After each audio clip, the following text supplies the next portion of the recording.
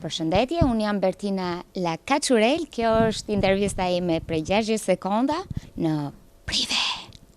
A flirton shpesh? Ndonjëherë, pse jo? A tutesh kur e lexon biografinë tënde? Jo, jam gjithmonë krenare për biografinë. A tutesh çka mendojnë njerëzit për ty?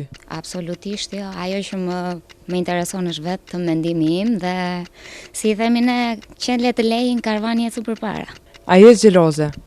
Me raste kur duhet, po gjithmonë partnerit i jap shumë hapësirë, kështu që. A keni celulit? Kush është ajo femër që s'ka një?